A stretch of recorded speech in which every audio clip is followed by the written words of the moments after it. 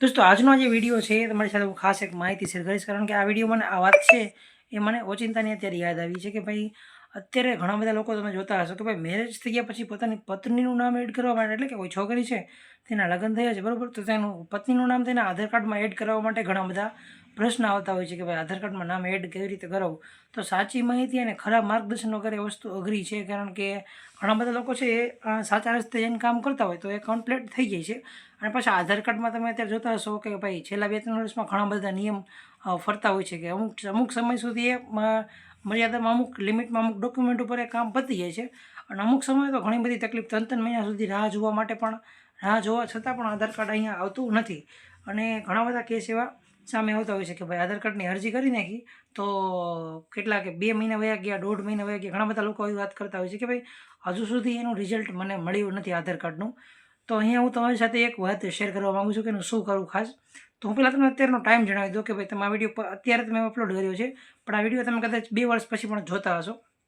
તો ખાસ આ વિડીયો છે એ નવેમ્બર 2025નો છે, એટલે કે આજે તારીખ થઈ છે 3 નવેમ્બર 2025. તો દોસ્તો આજના આધારે હું તમને માહિતી આપું છું, આજની ડેટના આધારે, કારણ કે આધાર કાર્ડમાં સમયે સમયે પોતાના નિયમ ચેન્જ થતા હોય છે ભાઈ પોલિસી પ્રમાણે, કે અમુક સમય સુધી તમે જોતા હશો કે ભાઈ ડાયરેક્ટ નામ ચેન્જ થઈ જાય છે. તમે ખુદ પણ તમારું નામ ચેન્જ કરી શકો છો. 2021 સુધી જ્યાં સુધી હું જાણું છું કે તમારે જન્મ તારીખમાં સુધારો કરવો છે, નામમાં સુધારો કરવો છે, તો તમે પોતે સેલ્ફ એ સુધારો કરી શકતા હતા. પણ હાલના સમયમાં તમારે ફરજિયાત કોઈ પણ જે છે ઓથોરાઇઝ પર્સન, એટલે કે સરકારી કચેરી છે, ત્યાં જઈને તમે એ નામને સુધારો કરી શકો છો. ઓનલી ફોર એડ્રેસનો સુધારો તમે તમારી જાતે ઓનલાઈન તમારા ક્રોમમાંથી કે ગમે એ પોર્ટલમાંથી તમે કરી શકો છો. બાકી બીજી બધી તમામ વસ્તુ માટે તમારે સરકારી કચેરીમાં સુધારો કરવા માટે જવું પડે છે. એ ખાસ તમે નોંધ લેજો કે ભાઈ કોઈ પણ જગ્યાએ પ્રાઇવેટ ઓફિસમાં એ સુધારો થતો નથી, સરકારી કચેરીમાં થાય છે. એ મારા અંદાજ મુજબ હું વાત કરું છું, મેં ક્યાંય ઓનલાઈન કે કંઈ ચેક કર્યું નથી. અને જો કોઈ પણ વ્યક્તિને વધારે માહિતી હોય તો ખાસ કરીને એ લોકો કોમેન્ટ પણ કરજો, જેથી કરીને બીજા વ્યક્તિને માહિતી મળે અને મને ખાસ બીજી વસ્તુની અહીંયા જાણવા મળે. તો દોસ્તો અહીંયા આ વાત થઈ આપણે આધાર કાર્ડની. તો હવે બીજી વાત કરીએ કે ભાઈ મેઇન પ્રશ્ન એ છે કે ભાઈ નામમાં અત્યારે સુધારો કરવો હોય તો શું કરવું. તો નામમાં સુધારો કરવા માટે ખાસ તમારે આપણે ચૂંટણી કાર્ડ છે, એટલે કે વોટર આઈડી કાર્ડ છે, એ તમારે બનાવવાનું છે તમારી પત્નીનું. અને ત્યારબાદ મેરેજ સર્ટિફિકેટ ફરજિયાત કઢાવી લેવું. મેરેજ સર્ટિફિકેટમાં ઘણા બધા લોકો કન્ફ્યુઝ છે કે ભાઈ આટલા બધા ડોક્યુમેન્ટ કાઢવા ક્યાંથી, લગ્નની કંકોત્રી માંગે, જે તે વિધિ કરાવનારનું આધાર કાર્ડ માંગે, એના ડોક્યુમેન્ટ માંગે, લેવા ક્યાં જવું. પણ એ બધું અઘરું નથી, ધીમે ધીમે તમે એક ડોક્યુમેન્ટ ભેગા કરશો એટલે થઈ જશે.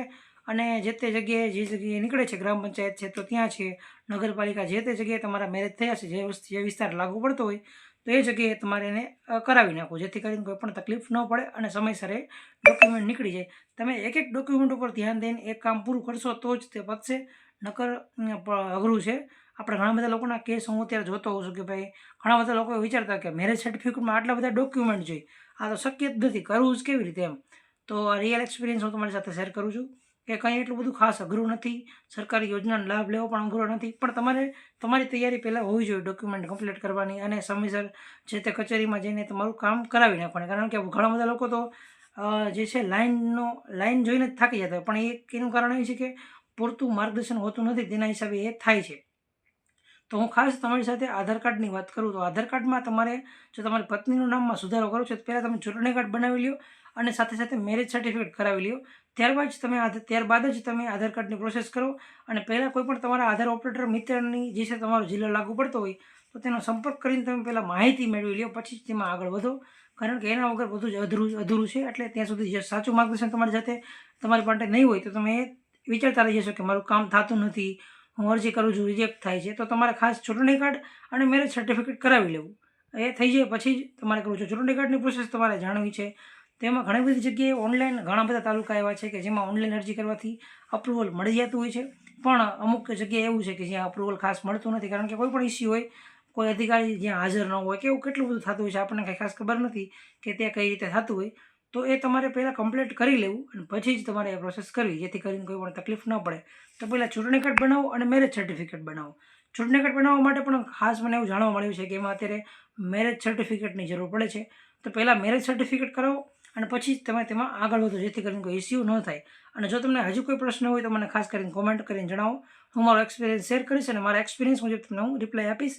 અને કોઈ પણ વ્યક્તિ જો અહીંયા એક્સપર્ટ છે તે વિડીયો જોતો હોય આપણા આધાર કાર્ડનો એ રીતનો, તો ખાસ કરીને કોમેન્ટ કરીને વધુ માહિતી આપે. અને જો આપણી માહિતી સાચી હોય તો ખાસ કરીને આપણને સપોર્ટ કરે તો આપણે આ ટૉપિક પર આપણે આગળ વધીએ. તો થેન્ક યુ.